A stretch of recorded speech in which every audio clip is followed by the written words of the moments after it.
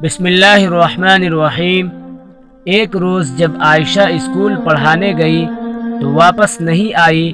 ماں نے تمام دن انتظار کیا، شام سے رات ہو گئی مگر وہ واپس نہ لوٹی تو ماں کا دل دھک سے رہ گیا۔ وہ ہمارے گھر آئی اور امی سے کہا، بہن میں بہت پریشان ہوں، ضرور میری بچی کے ساتھ کوئی حادثہ پیش آ گیا ہے۔ مجھے لگتا ہے کہ ان زمینداروں نے ضرور عائشہ کے ساتھ کچھ کیا ہے، انہوں نے ہی بدلہ لیا ہے۔ کاش میں عقل سے کام لیتی اور ہاں کہہ دیتی تو یہ دن نہ دیکھنا پڑتا۔ ہاں بہن، تم نے ہاں کہی ہوتی تو یہ عزت سے بیٹی رخصت ہوتی۔ بڑے لوگ انکار سننے کے عادی نہیں ہوتے۔ اب بیٹی بھی گئی اور بدنامی کا داغ بھی لگ گیا۔ خالہ جی آنسو پوچھتی چلی گئی۔ جب ہفتہ گزر گیا انہیں غشی کے دورے پڑنے لگے۔ اللہ جانے عائشہ پر کیا بیتی، اور لوگوں کے سوالوں کا میں کیا جواب دوں گی کہ لڑکی کدھر گئی۔ وہ رو رو کر امی سے اپنے دل کا حال کہتی اور امی چپ رہ جاتی۔ جب میری والدہ سے بھی محلے والیاں پوچھتی عائشہ کہاں چلی گئی ہے تو میری امی جواب دیتی کہ اس کی شادی ہو گئی ہے، تو محلے بھر کے لوگ حیران رہ جاتے کہ نہ ڈھول بجے، نہ تاشے، نہ بارات آئی، پھر عائشہ کیسے شادی شدہ ہو گئی۔ ہر کسی کے منہ پر یہی بات تھی کہ لڑکی بھاگ گئی ہے۔ تبھی عائشہ کی ماں نے خاموشی اختیار کر لی۔ یہ گھرانہ اپنی نیک نامی اور رکھ رکھاؤ کے باعث محلے بھر میں غربت کے باوجود سب سے معزز تھا، اور آج صدیوں کی عزت خاک میں مل گئی تھی۔ سب سے زیادہ شامت عائشہ کی چھوٹی بہن کی آئی کہ وہ اب کالج نہیں جا سکتی تھی۔ سبھی اس سے عائشہ کے بارے میں پوچھتے کہ تمہاری بہن کہاں گئی، کیا وہ واقعی بھاگ گئی ہے۔ محلے کی لڑکیاں جو اس کے ساتھ پڑھتی تھی انہوں نے اس کا جینا مرنا حرام کر دیا تھا۔ اب تو عائشہ کو گھر سے گئے 7 برس بیت گئے تھے۔ گھر والوں نے سمجھا کہ وہ ہمارے لیے مر گئی ہے۔ ایک دن اتفاق سے وہ مجھے ریلوے اسٹیشن پر ملی۔ ہم ایک ہی ڈبے میں سوار تھے۔ مجھے بات کرنے کا موقع ملا تو اس نے بتایا کہ میری شادی عبداللہ سے ہو چکی ہے۔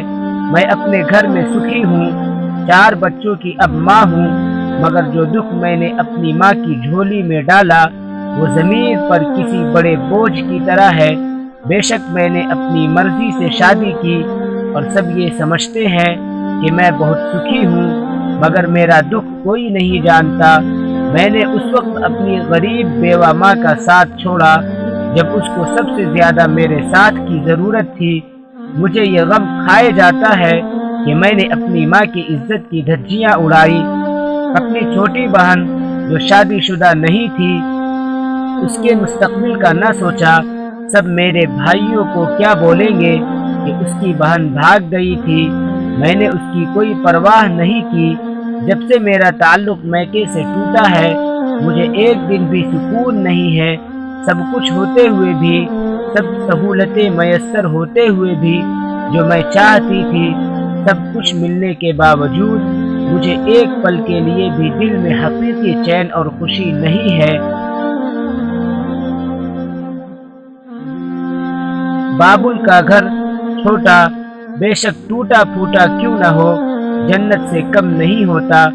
اب سمجھ میں آیا کیوں میری شادی شدہ بہنیں روز روز میکے آ جاتی تھی۔ وہ اپنے گھر میں سکھی رہ کر بھی ماں باپ کے گھر کی ٹھنڈی چھاؤں نہیں بھولتی تھی۔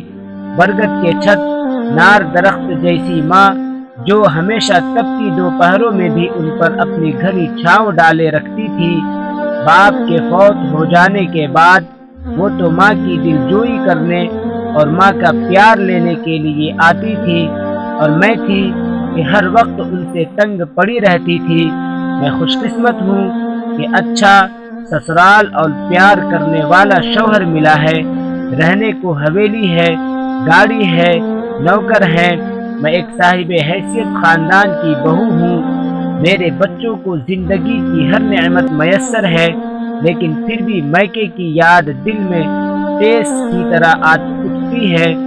جب دکھیاری ماں کی شکل آنکھوں کے سامنے آتی ہے جب میں اپنے چھوٹے چھوٹے غریب یتیم بھائیوں کا سوچتی ہوں، جب میں اپنی غیر شادی شدہ بہن کے مستقبل کا خیال کرتی ہوں تو یہ میں سوچ کر مرنے لگتی ہوں کہ میں نے اپنی شفیق ہستی جیسی ماں کو اتنا دکھ دیا ہے کہ اپنی ماں کی دکھوں اور تکلیفوں کو بانٹنے کی بجائے میں ان کو ان کے حال پر چھوڑ کر بھاگ گئی، صرف اپنی خوشی کی خاطر، تاکہ مجھے آرام مل سکے، مجھے آسائشیں میسر آ سکے۔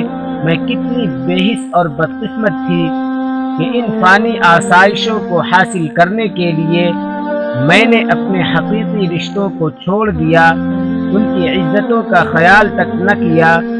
اب تو نہ میں چاہتے ہوئے ان کے پاس جا سکتی ہوں اور نہ وہ میرے پاس آ سکتی ہیں کہ میں تو ان کے لیے اب مر چکی ہوں۔ ماں کیسے آئے گی کہ داماد تانے دیں گے اور بیٹے بھی طوفان کھڑا کر دیں گے۔ عائشہ نے میرے سے التجا کی کہ میں اس کی ماں کے گھر میں جا کر خالہ جی کو تسلی دوں۔ چھوٹے غریب یتیم بھائیوں کا سوچتی ہوں، جب میں اپنی غیر شادی شدہ بہن کے مستقبل کا خیال کرتی ہوں تو میں یہ سوچ کر مرنے لگتی ہوں کہ میں نے اپنے شفیق ہستی جیسی ماں کو اتنا دکھ دیا ہے۔ وہ مجھے کہنے لگی کہ میری طرف سے ماں سے معافی مانگنا، کاش میں ان کے قدموں میں سر رکھ سکتی، کاش میں ہاتھ جوڑ کر اپنی ماں سے معافی طلب کر سکتی، کاش میں ان کے دکھوں کا مداوع کر سکتی۔ کون جانے زندگی کتنی ہے، زندگی کا کوئی بھروسہ نہیں، کیا پتہ میں کبھی اپنی پیاری ماں اور بہن بھائیوں سے مل بھی سکوں گی یا نہیں۔ بس یہی خیال دن رات مجھے پریشان رکھتا ہے۔ 6 ماہ بعد جب میں اپنے سسرال سے میکے گئی تو خالہ جی کے گھر بھی گئی۔ میں نے انہیں بتایا کہ آپ کی بیٹی مجھے ٹرین میں ملی تھی، وہ بہت سکھی ہے، اس کے بچے بھی ہیں، اچھی زندگی گزار رہی ہے، خوش خرم ہے۔ آپ عائشہ کی فکر نہ کیا کریں، بس دعا کیا کریں کہ عائشہ کے لیے اس نے آپ سے معافی مانگی ہے۔ یہ سن کر خالہ جی کی آنکھوں میں آنسو آ گئے۔ آخر ماں تھی تو اس کے لبوں سے بے اختیار یہ الفاظ نکلے، اللہ اس سے ہمیشہ خوشی رکھے، جہاں بھی رہے خوش رہے۔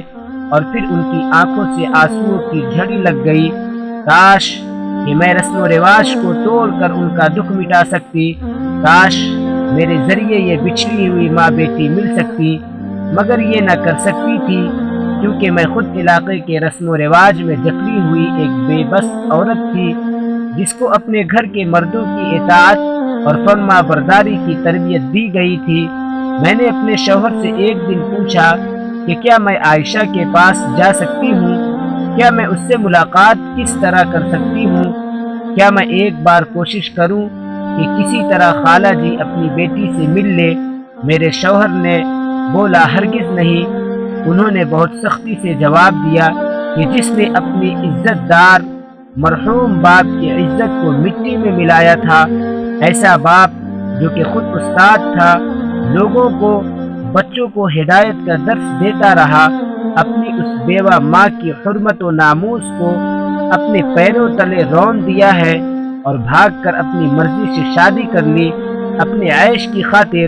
ایسی لڑکی سے تم نام ناتا رکھنے کی بات کرتی ہو جس کے اپنوں نے اس سے کوئی ناتا اور واسطہ نہیں رکھا، جس نے اپنے ذاتی مفاد کی خاطر پیچھے مڑ کر بھی نہیں دیکھا کہ اس کے گھر والوں پر کیا بیتے گی، جس نے کڑے اور مشکل وقت میں اپنی ماں کا ساتھ چھوڑ دیا، اپنے بہن بھائیوں کا ساتھ چھوڑ دیا جب وہ ان کی بہنیں نہیں رہی تو تمہارے سے کیا دوستی نبھائے گی؟ تو تم آئندہ ایسی بات کا سوچنا بھی نہیں۔ اپنے شوہر کے کڑوے تیور دیکھ کر پھر کبھی مجھے دوبارہ ان سے عائشہ کے بارے میں کچھ کہنے کی جرت نہیں ہوئی، اور کہتے بھی تو سچ ہی تھے نا۔ معاشرے میں ایسی بہت سی مثالیں دیکھنے کو ملتی ہیں جب جہاں لڑکیاں یا لڑکے اپنے ذاتی مفاد کے لیے، اپنی خوشی کے لیے ماں باپ کی عزتوں کو رونتے ہوئے ان کو چھوڑ چھاڑ کر چلے جاتے ہیں، پیچھے مڑ کر کبھی نہیں دیکھتے، شاید کامیاب بھی ہو جاتے ہیں، سب کچھ پا بھی لیتے ہیں، لیکن پھر بھی ان کی دل میں ہر وقت ایک کرب رہتا ہے کہ ماں باپ کا ساتھ نہ دیا۔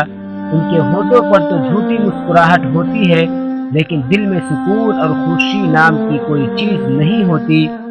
ماں باپ کی نافرمان بیٹیاں سب کچھ پا لینے کے باوجود بھی خالی دامن رہتی ہیں۔